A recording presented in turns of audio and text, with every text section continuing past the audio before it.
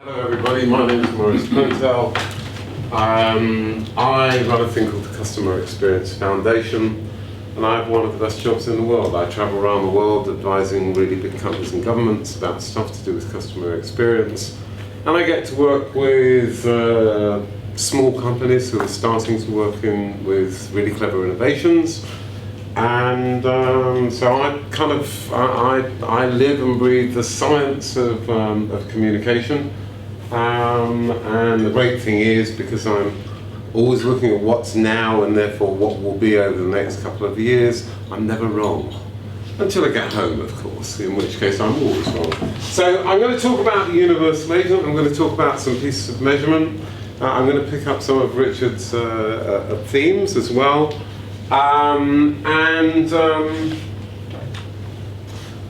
You're going to see a lot on the slides. You'll need to digest them afterwards. They'll be made available to you. There will be a chance to ask some questions at the end of the session. My apologies, but once we've done the questions, something's come up and I'm going to have to go. So, take the chance at the end of this bit. We're going to change things around slightly. If you've got some questions, normally I stay to the end and I'm the last one guzzling the food, but it happens today. I've got to make an urgent move. So my apologies for that. But let me start out by saying two things. The first is, when you get to read the slides in detail, what you'll find is there is nothing on there that you haven't observed in the real world. Yeah? The thing about what you conclude as a result of that, the conclusions will be different according to your own industry, and what I'm trying to do is just join up some of these dots. I'm also probably going to spend a couple of minutes talking about a couple of pieces around joining up the dots between the various different channels that will lead to some further conversations that you will have with my esteemed colleagues here. But here is my first observational question, and this isn't my observation, this is the regulator's observation. So in 2011, 20% of inbound contact into contact centres, according to Ofcom, as they were called, I don't remember what they're called today, but according to Ofcom, it was 20% came in via smartphones. All right, today it's now 70%, and my big question in terms of understanding where you are in your journey in terms of technology is, what have you done to take advantage of that?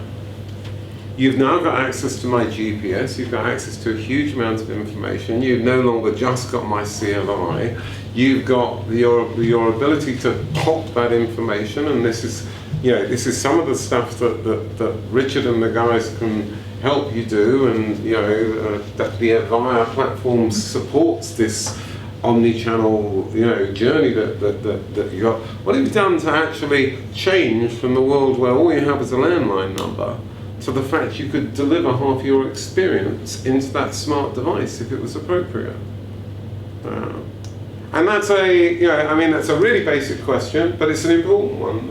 It's an important one for you to think of, because my view of contact in the universe is I want everything that I want anywhere I am now, or any time I want it, on any device that I want it. And by comparison to my children and most of my clients and pretty much everyone I meet, I'm more reasonable.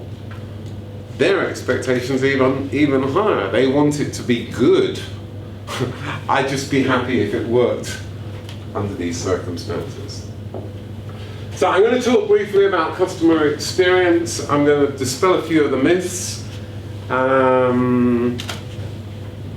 The first thing is customer experience. It is about the wow experience and delighting your customers, but it's also about not doing dumb stuff to your customers. It's about doing the appropriate thing at the appropriate time.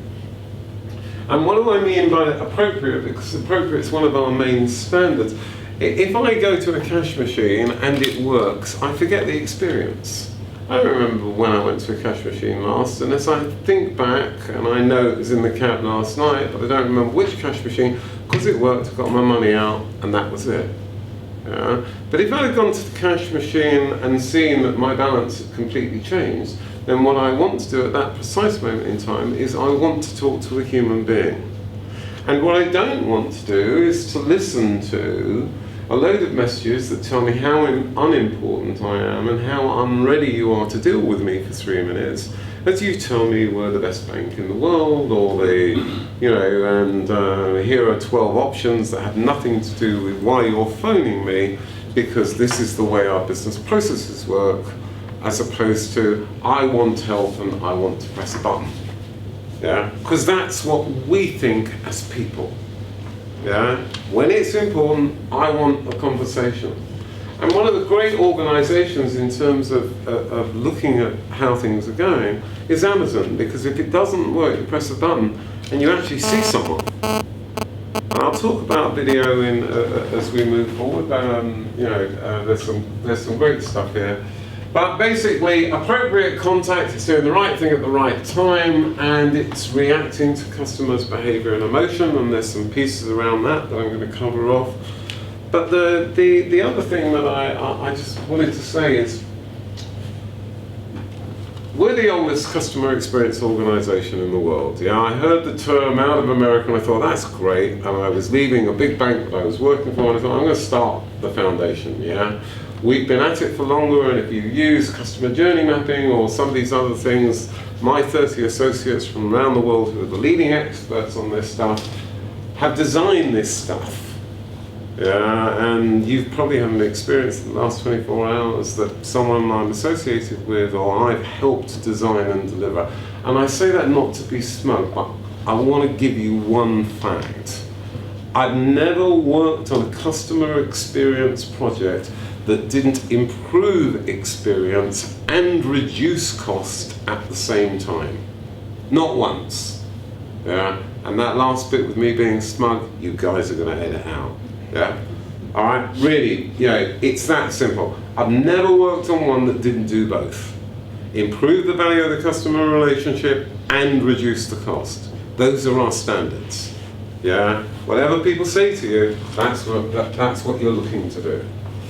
So it is about everything from making it easy to adding the wow experience. So I've already talked about the ATM, but I wonder, when you're back at base, how many of your agents do you empower to give a surprise based on their own personal judgment in an interaction? So one of the most interesting contact centers that you could visit is Labara. Okay, and every agent in Labara has the ability to spend £50 per month on a customer based on what happened in a conversation. Yeah, it's a little bit of empowerment, it's completely under control, but the ability to surprise and delight also has a bottom line impact. It's just a little more complicated to understand. But how empowered are your agents to actually solve problems?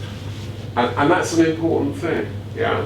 The other thing that's really important is customer experience is delivered by the whole organization. It's not just the customer-facing people.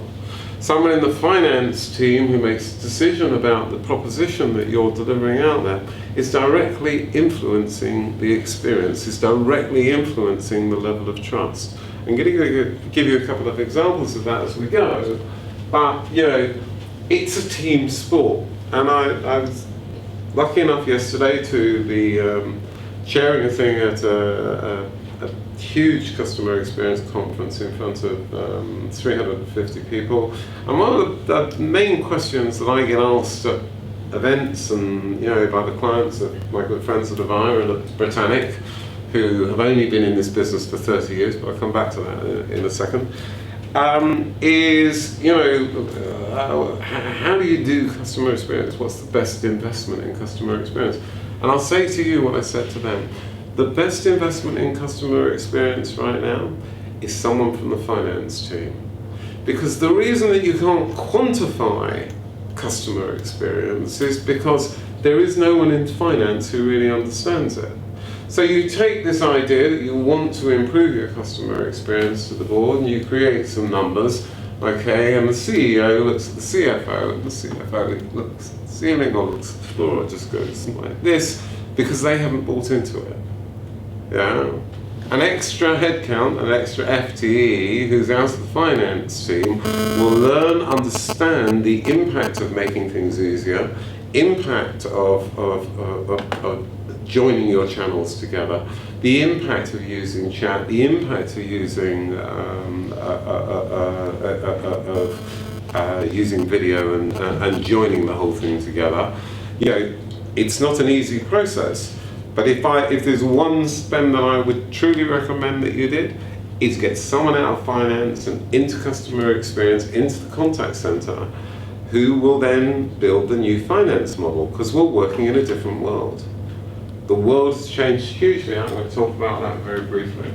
You see, from my point of view, customer experience doesn't care whether it is a conversation with the support person in the contact center, an online transaction where I'm in purchase.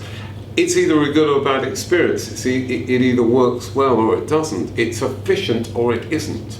In other words, this is not some woolly thing. This is just the next generation of business process re-engineering. This is like, you know, what you stick on top of Six Sigma, on top of Lean. It's what you know we put on top of things like SSAMD. I doubt most people would even remember some of the project methodologies, some of the business process methodologies I've seen in my working life.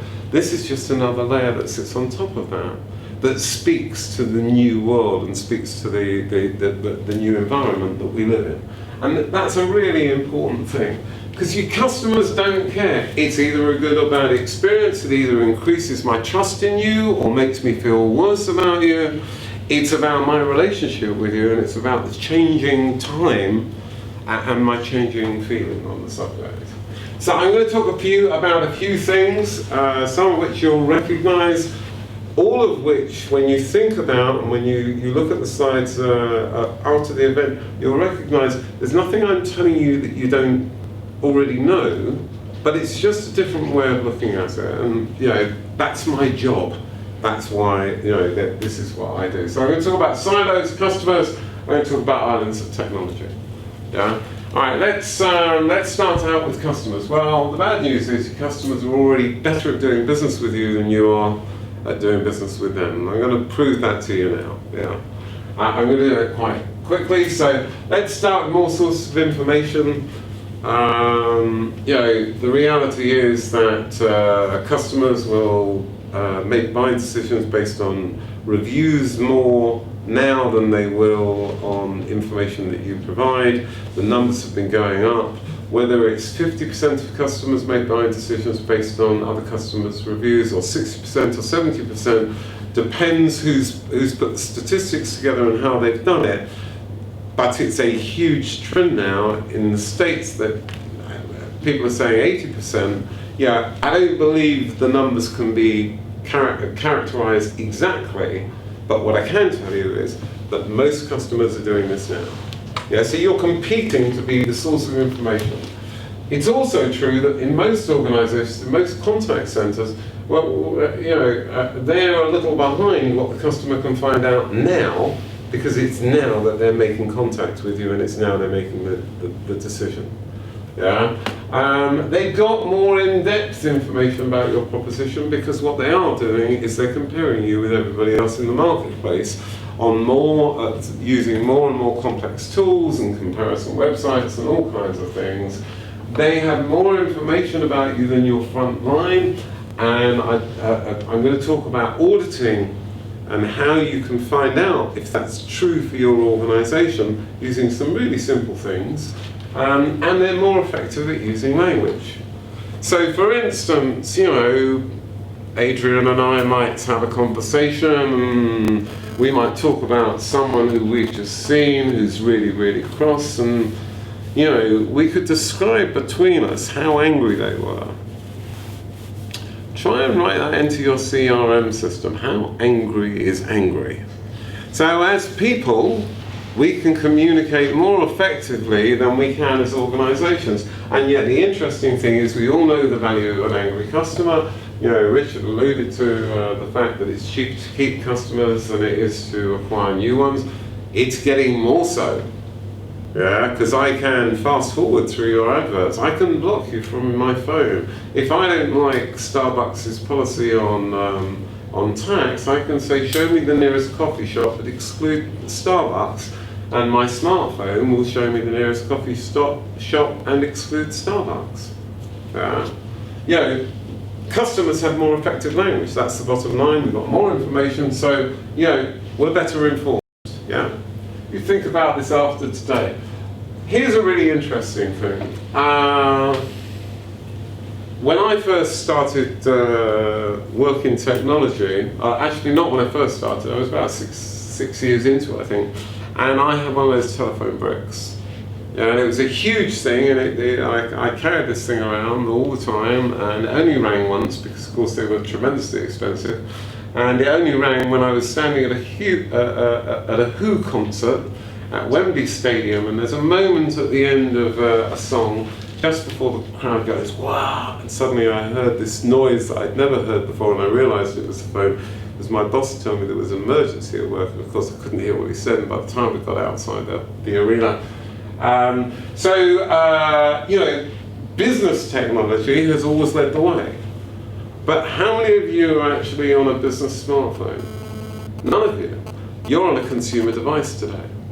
And let me give you a size and scale of this. Yeah. So, innovation in business technology is in tens of billions. And you know, because of the time, I'm not going to explain how we know this, but this is not hyperbole. This is actually fact based on research that's been done. Okay. Innovation in consumer technology is in tens of trillions. Now, you know, what's billions and trillions?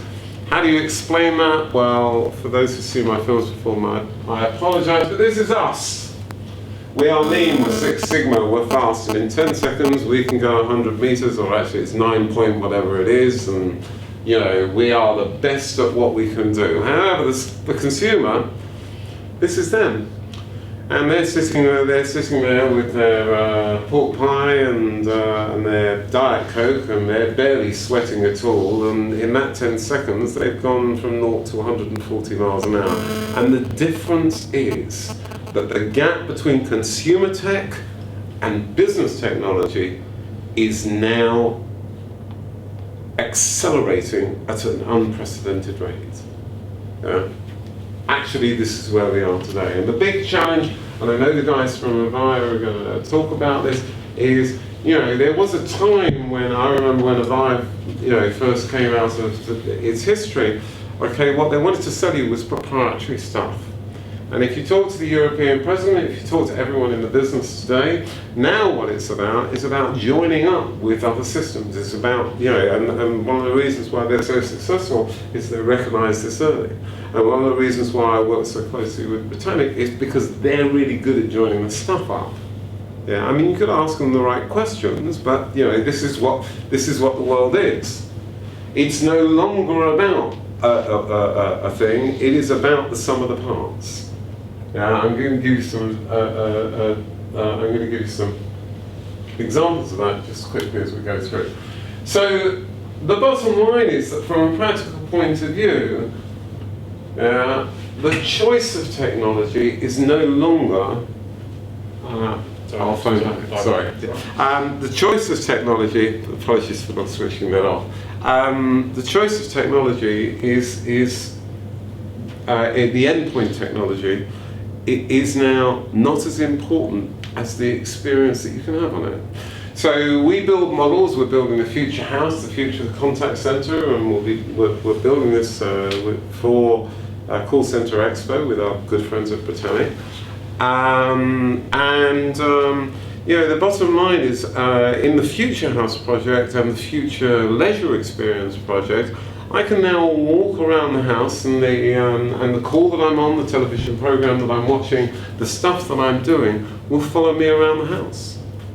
You know, and as you've noticed, I pace about a bit, so you know, I find that lovely. But it also switches on and off the lights as I walk through. And this stuff is not based on the fact that we've invested huge amounts of money, because our future models are all based on what we can buy today.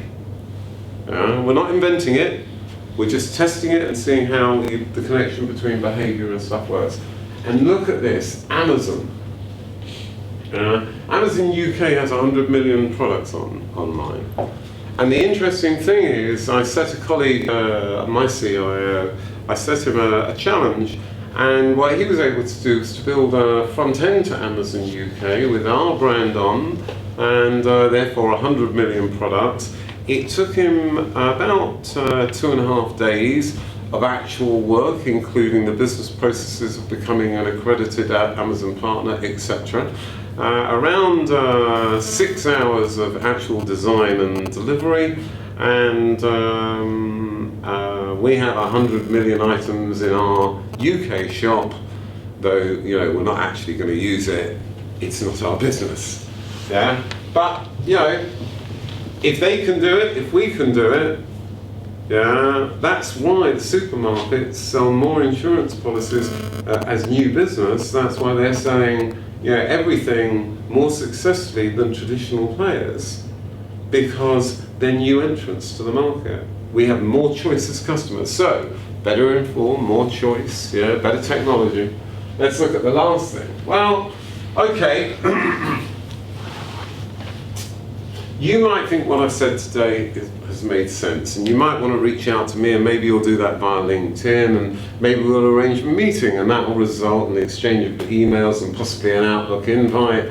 And then, I might text one of you to say, okay, can I move the meeting till 4 o'clock? And then someone who's going to come to the meeting says, actually, I can't join the meeting because I'm going to be in Manchester. Okay, let's put it on Skype or Google Hangouts, or you guys showing Scopia today? Or there's this wonderful technology. I'm not going to spoil the surprise, but as people, we can cope with all of this. My 80-year-old stepmom plays Scrabble in Facebook online with her relations around the world. She's adapted to the use of technology. As organisations, we can barely join up the experience between the website and the phone and the contact centre. And it's that means that we're not as adaptive. Practical stuff. So how do we become more adaptive? How do we join things up? Is it worthwhile doing? I'm going to, at the end of this very quickly, I'm going to just give you one example of this. But the bottom line is that customer experience requires a single view. In most organisations, there are huge silos. I know this is probably not as prevalent as it was, but basically, marketing own one empire, the contact centre is probably owned by operations, or else there's a sales contact centre, and they have a different thing. But we all have different languages. So I'm a prospect, I'm a customer, I'm a case to be closed. How the hell can you communicate it internally if you're all talking different languages about the same thing? So I'm just going to talk about islands of technology, and just because Richard's just a kid, this was actually the first piece of technology I learned to use. It was a doll's eye, and this is the Manchester Evening Herald. When I was actually sent up there as a messenger for the London Evening Standard in 1972, this was the beginning of the call centre, and the call centre then became a way of working. And I remember when the first Affinity arrived in the UK, and I stood up and said to people, let me tell you what a call centre is. I am that old, I've been in this industry that long. And the problem is that all of those silos are no longer where the customer is. I don't want you to tell me I've now got to call the service department. Who wants to go and start again? Who wants to go and start the experience again? None of us. Anybody here like queuing? Interesting, isn't it? Anybody here like re-explaining? Anybody here like redoing identification and verification? No, I want you to transfer me, or to manage the relationship, or to go find the person, explain it to them yourself, and deal with it and come back to me. I'd like you to keep your word. I'd like you to take ownership of the relationship, the ownership of what you're doing. And I'm not different to you. It's just, I don't allow that organizational barrier to lower my expectation of what we can do. And I'm not saying that's easy at all. But you know, as customers, we measure, I don't measure company A against company B except on price. I measure company A against the best experience I've had. So when Amazon recommends 35 or 40 things, that's what I'm interested in. So I'm just going to quickly move on now to what's changing, and then I'm going to talk briefly about audits, and then I'll take any questions you might have. So here's a kind of some of the things we're talking about, right? A single relationship, okay, reducing effort. Effort is one of the key drivers of success today. If you think about Facebook, YouTube, if you think about everything, if you think about LinkedIn and all of these other platforms, the one thing they did was make life easier. And that's what social media did. Yeah, made life easier. Okay, we love an easier life. Effort costs you money, because while I'm explaining to you what went wrong in your IVR or why I wasn't happy on the website, I'm wasting your FTE time. And that's expensive. Everything that isn't right costs you money. There is a whole drive towards biometrics, from eye, finger, voice, and I'm talking this evening about digital biometrics, which is the behavior out of your phone, your home, and your other devices, and how we might verify who you are by your digital behavior. I know there's some weird, wonderful stuff. And then there's the other piece of this. So the fact I can move from one device to another. The reality is I could bring the bubble of my personal experience and I could put it on this gentleman's tablet or on there or on this screen. I can now bring my world anywhere, and I do, because I travel all around the world. There's social communications. People talk about social media and what you should do about Twitter and all of those things. Yeah, but actually it's the platforms themselves that are interesting. The scale of those platforms and what you can do with them and how you can integrate them into your core with some intelligence. And Alex in a little while is going to talk about some of this. And this is a connected conversation. I'm just sorry I'm not going to be here for the end of it today. But this stuff, all is driven by the next generation of data. So people talk about big data. No, that's already out of date. It's really big data, and that's about understanding behavior. All right, and I go back to the point I made before: how angry is angry. The next generation of big data analytics is about customer emotion, customer feeling, customer memory. Yeah, it's another subject, we don't have time to do it. But video and chat is a huge thing. So did you know that, number one, 5 times as many people use video outside the office than use it at work? You know why? Because we all FaceTime, Skype, Google Hangouts. Okay, we're really good at using this stuff. It shortens conversations, and yet we don't use it at work. So when it comes to looking at the stuff the guys are talking about, I don't know whether or not you're going to be talking about the business benefits, but there are huge business benefits in terms of increased trust, shorter call times, increased engagement by adding video to what you're doing. And if you're if you're managing high emotional circumstances, so we've got some travel going on, we've got some banking going on. My apologies if I haven't spoken to what you do. But when it's emotional, okay, I want to deal with someone right now. And if I can deal with that someone and I can see them, that level of emotion starts to come down. That's behavioral science fact, yeah. that we can talk about. So I'm just going to talk about auditing. Okay, here's my quick pitch. So, we've developed some auditing stuff. You can go online at the Foundation website. The guys will talk to you about it. There's some toys there you can play with to ask some questions and get a feel for auditing. But I'm going to just highlight a few pieces around this very quickly. Yeah, we focus on, do you actually have a strategy? How effective is your mapping? Okay, how effective is your measurement and your adherence to this stuff? Yeah, and what we're trying to do is we're trying to understand, whether your internal view or what your customers think is the same thing. I used to work in big banking, and ex-big telco, and when I was in big banking, despite the fact that we'd had one or two problems in the banking industry, we still thought our customer satisfaction was huge. Yeah. So here's one example. How far ahead of my customers? Well, we probably manage 2 or 3 channels. I've already spoken about the fact that our customers manage 10 to 15. Yeah. And the science around that, again, is something that we can get into more detail, perhaps on a later occasion. But here's another one. Your experience, the experience that you're giving me, is it connected between all the different silos that you currently have within the organization or not? Okay? Most organizations today, according to research, it's 2 or 3. So the website bit and the call center kind of works together, and they can do some, they can send you a text or follow up with an email.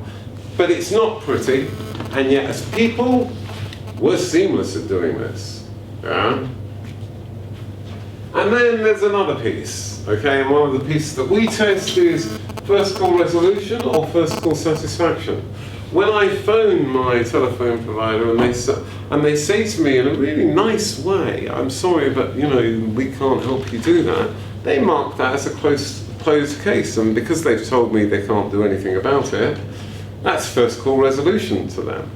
Actually, it's not. Yeah, it's the misuse of the term. All they've done is close my case. Yeah, so we look at that. The difference between the two. Was I satisfied or was I closed? Yeah. The next one is, in terms of information, just what can your customer find if he's starting right now at this minute? What can your agent find if they're right now at this minute? And how much time to access that does your agent have? And how much guidance do they have around this? Is stuff you ought to know. So we produce a whole range of questions and we ask you those, and that's kind of the strategy stuff. And then briefly I want to talk about the operational side of this, because I know you're all in the contact center business. So we do some stuff based on a benchmarking methodology. More than 1,000 benchmark reviews, and here, my apologies, these are all the big brands, but this is what people do. They put, we all talk about our biggest clients, we do it for big and small, and we do it in pieces, it's the way of the world. But let me just give you a couple of bits, yeah? So, one of the insights I'd really like you to take home today is joining the dots between customer satisfaction, first contact resolution, advocacy, engagement, etc., and the satisfaction of your staff, the recognition of their achievement, support. Yeah, there's a direct correlation between the two. And I'm going to briefly show you what that sort of looks like.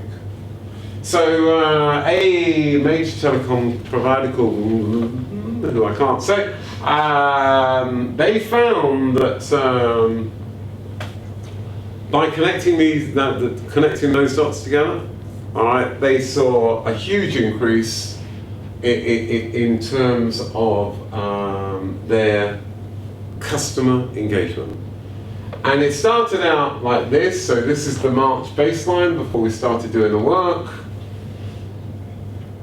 3 months later, it was like this. By matching together how well you're doing with your staff, how well you're doing with your customers, we actually found some mathematical correlation. Not once, but as I say, in thousands of benchmarks. And this is the really interesting thing. Yeah, I've been standing up for 20 years going, who thinks that happy staff who are engaged means happier and better customers, and everybody puts their hands up. Turns out I was right, and the maths proves it in the end.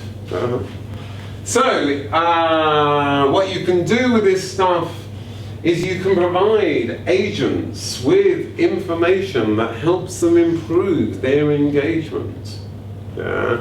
And you can do it in such ways that at supervisor level, at agent level, you can anonymize information. So Jack isn't sitting opposite Fred and thinking, God, I hate you beat me on the scores. You know, there's some pragmatic things that you can do with this kind of stuff. And so I'm going to end with a few observations. But before I do that, I just want to give you one very quick example of something that we did a few years ago. And I'm going to tell you the business case. And can I ask you to switch the camera off this? Yeah? Okay, as follows. Okay, you need to move your thinking onto the customer device. Much more. Yeah, customer technology is better. We've got lots more information on it, and the guys will talk to you about this. Yeah, you need to ensure that your customers are at least, have a shot at having negotiations with a customer they're going to win, because at the moment we are bringing a knife to a gunfight. We are behind seriously. You need to connect all of your channels to the contact center.